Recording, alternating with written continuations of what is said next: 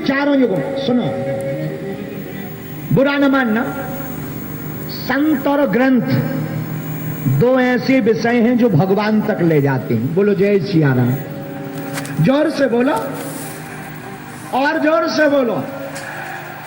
पर महाराज हनुमान जी अगर हैं तो दिखाई नहीं पड़ते। एक हमें विज्ञान का आदमी मिला है, बोले हम विज्ञान के आदमी हैं, हम तो प्रत्यक्षम किम प्रमाणम, प्रत्यक्ष मानते हैं, बाकी थ्योरी में नहीं पढ़ते, ज्यादातर प्रैक्टिकल में पढ़ते हैं, थ्योरी में नहीं पढ़ते, प्रैक्टिकल ही मानते हैं। हम कहा अच्छा, बोले हाँ।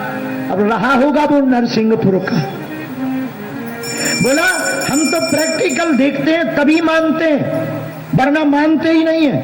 हमने कहा एक बात बताओ, प्रैक्टिकल के आधार पर अगर पूछा जाए तो तुम कभी अमेरिका गए? बोले अमेरिका तो नहीं गए। तो हमने कहा इसका मतलब क्या अमेरिका नहीं है? अगर तुम अमेरिका नहीं गए तो क्या अमेरिका नहीं है? बोले नहीं, अमेरिका तो है। हमने कहा तुमने कैसे माना? बोले हमने किताबों से पढ़ा, न्यूज़ों में देखा और लोगों से सुना है। हमने कहा भैया जैसे अमेरिका तुम गए नहीं पर किताबों का पढ़ा मान लिया, न्यूज़ों से सुना मान लिया, लोगों का कहा मान लिया, वैसे ही हनुमान जी भी है। वेदों में लिखा है, लोगों ने देखा है, संतों ने देखा है और कथा वक्ताओं ने कहा है। इसीलिए यह चौपाई सिद्ध होती है। कौन सी? चारों युग पर तुम्हारा है परिसीधा, जग जगत उजियारा है परिसीधा, जगत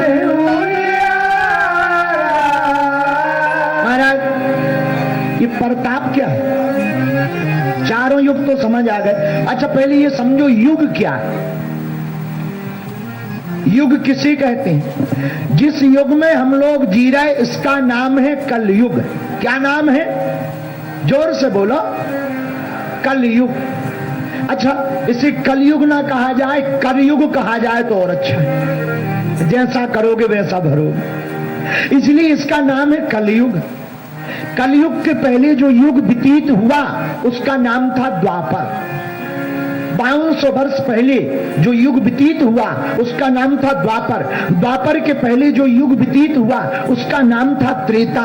त्रेता के पहले जो युग व्यतीत हुआ उसका नाम था सतयुग। युग क्या? एक कालखंड। इनकी आयु निश्चित है।